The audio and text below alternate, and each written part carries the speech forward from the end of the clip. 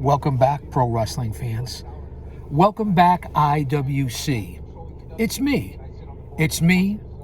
It's the G.O.C. coming to you live to tape on the road for Guardian of Chaos, the YouTube channel here on Chaos Corner. I have some time out here in the bright sunshine and the blue skies in the shadows of Titan Towers. One man, unique, unedited, unscripted, raw dog for you, the fans, holding it down, keeping it real, and maintaining. Shout out to my mods, Austin Nance, and the OTS Tribal Queen. So, what do you want to talk about?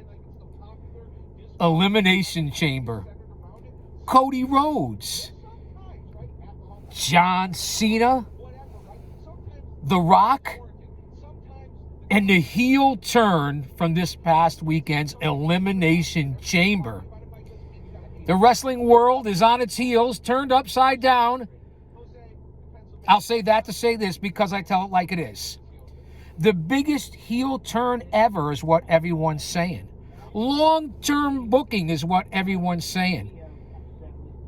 John Cena, The Rock. And then they whooped up on Cody Rhodes. I don't know who the rapper was. Travis Heckle, Travis Scott, Travis Steele. I don't know. He doesn't belong there. And he certainly doesn't know how to throw a punch. Receipts will be paid. I don't know why we have to bring in all these entertainers and rappers and singers and rock stars. I don't care who you are. Stay the fuck out of the business and stay out of the ring, especially if you don't know what you're doing. Now, is it the biggest heel of all time? Or are we all just being current fans of the business? Did we forget about Hulk Hogan and the NWA and the heel turn? A lot of people are poo-pooing it because they hate Hogan. Are we forgetting about the legendary Larry Zbyszko turning on Bruno Sammartino? And we're going to discuss this and talk about it. So sit back and relax, grab a snack, grab a beverage as we talk about what everyone else is talking about. So I wanted to come on here while I had some time and talk about what everyone else is talking about. I know I'm repeating myself. My mind's like a lazy Susan. It'll come back around. I'll tie this up like a little bow in a ribbon, if you will. And I'm listening to Busted Open Radio, MMA Today, all the different podcasters, because this isn't a fucking podcast. This is a show. With my over 50 years as a scout, an agent, a producer, a fan, an insider, a mark. That's right, I said it, a mark, because you're all marks, and I'm a mark too. It's not a bad thing. And of course, my over 3 decades being in the business, and someone who took the fucking bumps, which is a lot more than any of you out there can say. So I think I've earned my opinion. Don't you think?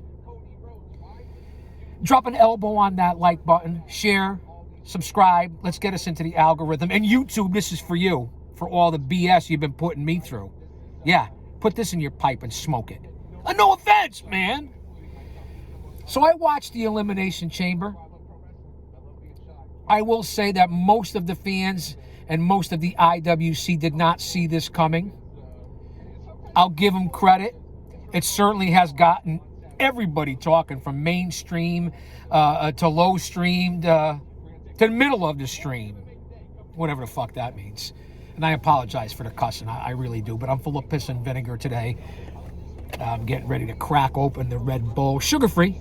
And no, they don't sponsor me. I don't have any sponsors anymore.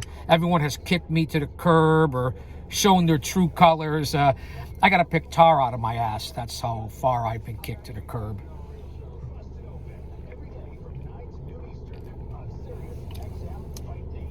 I will admit that this makes for great storytelling. Pro wrestling certainly needed a shot in the arm, so to speak, of some adrenaline, some B12.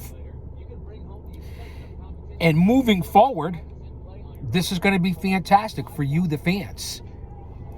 Now, what do I think about Cena, who I had a chance to personally work for back in 2004, when he was the doctor of Thugonomics.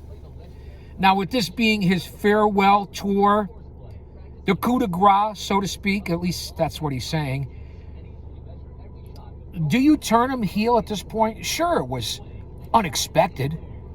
Sure, the whole story of Rock coming in and disrupting everything that he's been doing is working for the fans. Now, I'm not saying I'm necessarily for or against it. I just know that it brings for entertaining television. And if it could juice up the 2025 fan base, where most of you have the brain of a dehydrated baby, I guess that's a good thing. So I can't complain about what it's done for the business right now, for the industry, as we freshly come out of this. Now, I'm hoping they're going to change Cena's whole gimmick, from the shorts to his hair color to his skin tone, his attitude. What Rock brought to the table has been obviously credible, but when you get to the press conferences, whether it's Triple H, Cena did the best thing with just a mic drop the other night. At least he's keeping it real. And The Rock, you're trying to sell us a story. You're trying to sell us what's going on. You're trying to keep it, I guess, a little kayfabe, although there's no such thing anymore. We're watching the movie. You're getting us to suspend our disbelief, or whatever, however people phrase that. Suspended belief, disbelief, whatever the fuck it is. I apologize for that. And then you come right around after the movie and tell us, or after the segment, because it's like a movie, and then you tell us what you're doing. You're selling it as a character, as a gimmick, as a storyline, as ring psychology, emotional investment, and then you turn around in a press conference and you tell us exactly what you just did. Where is the selling of the product or the storyline? That's my point. I'm not sure if I like the way it's being presented. Who am I to argue with what they're doing right now? They're making millions of dollars. Everyone keeps saying this is the greatest heel turn of all time. Look at the receipts before this. Look at the sales. The only reason why you're getting so much money off the product, as I bounce around here on different subjects, is because you're charging triple the prices of what you did back in the day. Standard cost of living has gone way up, so obviously ticket prices have gone up.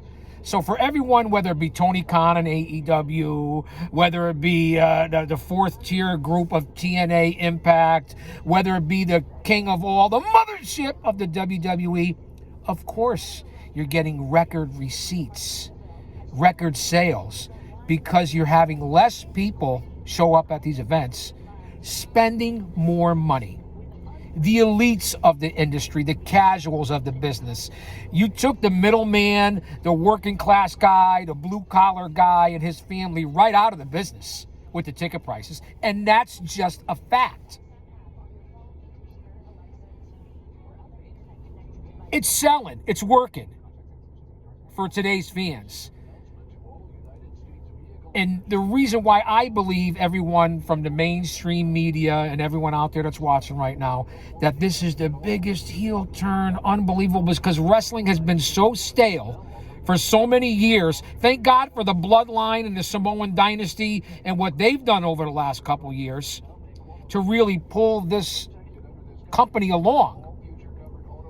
And even The Rock, part of the Samoan dynasty. They're the ones selling the business and bring it along. But the business for almost 2 decades has been so stale. That's why AEW in 2019 and 2020 and 2021 was successful, because the business was garbage for 2 decades. Let's face it. So now everyone's up in arms about what's happening. And again, I'm going to say that to say this because I tell it like it is. And I'll repeat and repeat because that's what I do. 96... NWO, Hall, Nash, Hogan. He needed to do something. He was becoming stale. I get it, since the early 90s. But everyone's saying now that that's not the biggest heel turn ever, or one of the biggest. It's because they hate Hogan so much because he's a pathological liar. I get it. And then all his racist comments and all that. But I guess nobody believes in second chances anymore. We're supposed to be, second chances. But when it comes to certain people who want to pick and choose who gets the second chance, obviously Hogan isn't going to get a second chance. Maybe he already had a second chance. And I agree with what kind of person he can be. I'm not going to disagree with that. And then you're going to talk about even beforehand, because the mind of the IWC in 2025 only goes back 10 years, maybe 20 years, and then the rest of you forget about the middle and early 90s, because you just didn't live it, because you're all under the age of 35 or 40 years old, under 25 years old. I could still smell Similac on most of you.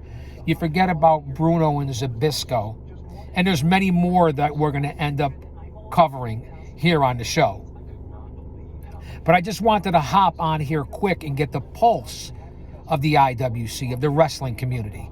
I wanted to get a pulse of you guys and gals here on the channel. I'm going to come back. We're going to review this. We know what happened at Elimination Chamber. We know what's going on with the women's division. We know what's going on with KO and Sami Zayn. But we know what's going on with Jacob Fatu and the whole bloodline and Solo Sikoa. Where's Roman Reigns? Where are you, Tribal Chief? But let's get back and listen in on what's going on, even talking about it on MMA Today when it has nothing to do with it. Good story. Good turn. Caught everybody by surprise. I'm not saying I don't like it. It's good for business. It's going to put asses in seats. But is it the best ever? And stop saying John Cena is the GOAT, the greatest of all time, because he's not even in the top 20 greatest of all time if we broke it down. He's limited in ring. He's limited in movies. A lot of people, oh, he's a great actor. He's not. Okay, let's listen in to some of these geeks and goons and virgins and go out and touch a pair of tits, will you? No offense, man. I apologize. But let's listen in on what the mainstream is saying. And again, don't get me wrong. This is good for business. It's good for you fans. Let's see what happens going forward into WrestleMania, SummerSlam, the rest of the year of 2025 for John Cena. Will The Rock be a special guest referee? Will he insert himself? Will they continue to present the story to the fans and then come and tell you what they just did? Whatever happened to storytelling, emotional investment, ring psychology? You're going to say, oh, chaos. That's what they're doing right now. They're telling you the story. But then they're coming in a press conference and they're getting out of character and they're revealing and peeling back too much. And the fans here just don't get it sometimes. So let's listen in for a few minutes. Let's listen in. You can bring it to MMA. Like, how great would it have been if it was like, well... And to listen to these mainstream sportscasters and podcasters, with the exception of very few, they don't know what the fuck they're talking about. They really don't. It's okay to have an opinion. That's great. I won't disrespect that. But let's get your head out of your ass and just the main era of what you're talking about right now. Research is your friend. What's like a top-down choke, like a shoulder choke? Let's listen in for a minute. North-south. Right? If you could, like, anchor your toes in the cage and, like, really lean in on the north-south. I don't know. But yeah, I do. But we have kind of seen, like, personality shifts, right? Like, let's use two examples. Colby Covington. He did it, right? He tried to go heel. He's the only one who's like, I'm going now they're comparing a real fight sport, UFC, it should have worked because he's white, to a scripted, and I hate to use that word, predetermined pro wrestling. Really? Is that what we're doing now? Okay, fine. You can't make it up. Nerd Bash was funny, and it was worth it. Nerd Bash was great. He should have stuck with that. Spoiling movies and, like, bashing it's a great gimmick, and he was good at it, and he should have stuck with that. That was his wheelhouse. But you know who it actually worked for, going heel? John Jones. And all he did was embrace himself. Once John Jones acknowledged that he was a piece of shit, and he said to Daniel Cormier, You're going to compare "Dan, John I Cena's beat you heel on a turn with The weekend Rock to after a weekend John of Bones cocaine. Jones? What do you think I'm going to do in the rematch?" Perhaps one of I the was greatest like, mixed martial "Oh, artists ever. shit." What the Like, fuck that's are the we John doing here? Jones Is that this I what's was happening? waiting for, and we got him. So, like you say, heel turn. I'm not can't trying work to because rain they- on they- anybody's they do parade. happen a little bit I'm in really not. Mixed martial arts. All right, the lineup is tomorrow. Alan and Dean are going All to right. be back at it. And Don't coming go up next in anywhere. 60 seconds. Is that the fight? I'll be right back. Okay, I want to continue on this once I get back to the Ponderosa. I want you guys to leave your thoughts. I just hopped on here quick, spur of the moment, to talk about what happened with Cena, Rock, Cody Rhodes, how I feel about it, how Travis Tritt was there for no reason, how we're selling out to Hollywood, billions and billions of dollars, and everyone is making this out to be the greatest thing since sliced bread. And I'm not complaining. It's got people watching. That's what you want to do. So I'm not complaining about that. I'm just giving you the reality of where I'm coming from and how I feel about it. Because I'll say that to say this. Because I tell it like it is. I'm coming back with more content. We're going to talk about this. Don't you dare miss it.